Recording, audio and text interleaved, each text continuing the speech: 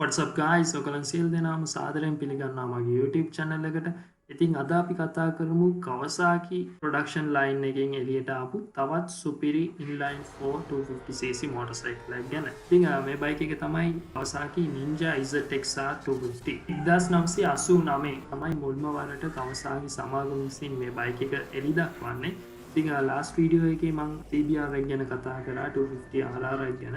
බලපු නැති කවුරු හරි ඉන්නවා නම් link එක තියෙනවා උඩින් description එකේ තියෙනවා. ඔයගොල්ලෝ බලන්න, like කරන්න, comment කරන්න, subscribe කරන්න අමතක කරන්න එපා. ඉතින් අපි කතා කරමු මේ ZXR250 එක ගැන. ඉතින් මේ බයික් එක රකිද්දින් පේනවා මේක racing version එකක් කියලා. ඉතින් මේක ඇවිල්ලා race replica බයික් එකක්. ඉතින් Kawasaki ගොඩක් මේ බයික් එක යූස් කරලා තින්නේ Suzuka Towers ඒ වගේම Grand Prix GP races වලට තමයි මේක යූස් කරලා තින්නේ. මේ බයික් එක නිෂ්පාදනය කරද්දී Honda සමාගම විසින් CBR එකත් ඒ වගේම Yamaha සමාගම විසින් FZR එකත් Suzuki සමාගමෙන් GSXR එකත් නිෂ්පාදනය කරා. ඉතින් මේ බයික් හතර තමයි ඒ කාලේ ජපනිස් මාකට් එකේ 250cc කැටගරිස් වලින් තිබ්බ හොඳම බයික්ස් ටික. ඉතින් මේ බයික් එක ගැන අද කතා කරද්දී ලංකාවේ නම් එතරම් මේ බයික් එක ජනප්‍රිය නෑ. කලින් නම් මොටර්සයිකල් රේසස් වල ලංකාවේ දැක ගන්න ලැබුණ 250cc කැටගරි එකේ. දැන් නම් දැක ගන්න ලැබෙන්නේ නෑ ගොඩක්ම. ඒකත් පාර්ට්ස් ගොඩක් හුඟයි. ඒ වගේම දැන් ගොඩක් රේස් කරන්නේ රේසින් ඉවෙන්ට් වලට භාවිතා කරන්නේ CBR තමයි. අනිත් FZR උත් GSXR උත් දකින්න තියෙන ප්‍රමාණය ගොඩක්ම අඩුයි. ඉතින් අපි මේ බයික් එක ගැන කතා කරමු මේකේ රිවිව් එකක් විදියට.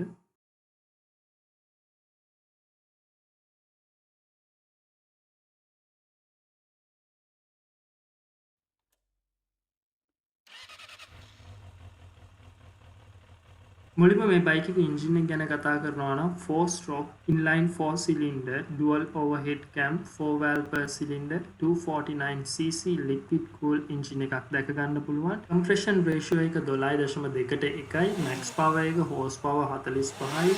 rpm 1500 දී. max torque එක 24.5 newton meter 11500යි.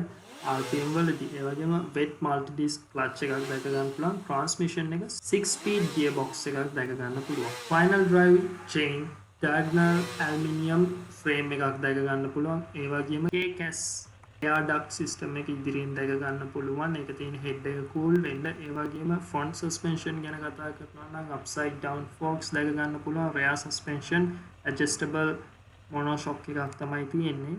ඉදිරිපස brakes ගැන කතා කරනවා නම් 2 disc 2 calipers දැක ගන්න පුළුවන්. rear brake එකේ single disc single caliper එකක් තමයි තියෙන්නේ. ඉස්සරහා ටයර් එක ගැන කතා කරනවා නම් 110යි 70යි 17. පිටිපස්සේ ටයර් එක 140යි 60යි 18 තමයි දැක ගන්න ලැබෙන්නේ ටයර් size. ඉතින් මේ බයික් එකේ තියෙන විශේෂණ ලක්ෂණයක් තමයි මේක අනිත් බයික් වලට සාපේක්ෂව ආපු CBR FZR වලට සාපේක්ෂව තරමක් seat height එක පොඩ්ඩක් වැඩි. 135mm seat height එකක් දැක ගන්න පුළුවන්. ground clearance එක 141mm, dry weight එක 141 kg, fuel capacity එක 15 liters. එතකොට මේකේ top speed එක ගැන කතා කරනවා නම් පැයට කිලෝමීටර් 180ත් මේක tune කරා නම් 240 අතර ප්‍රමාණයට දුවන්න පුළුවන් කියලා සඳහන් වෙනවා මේ බයික් එක.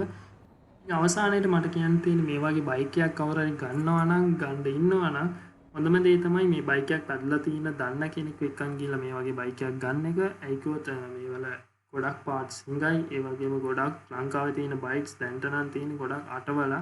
ඒ වගේම මේවල CDI faults එනවා ගොඩක්. ඒ වගේ engine faults එනවා. ඉතින් ඔයගොල්ලන් දන්න කෙනෙක්ට කියලා හොඳ මේ වගේ බයික් එකක් බලලා ගන්න. බයික් එක නම් සුපිරි බයික් එකක්. ඒ වගේම ඔයගොල්ලන් දැන්ට subscribe කරලා නැත්නම් අනිවාර්යයෙන් මගේ වීඩියෝස් වලට subscribe කරන්න, like කරන්න, share කරන්න, comment කරන්න අමතක කරන්න එපා. ගෙන් යන්න සුබ දවසක්.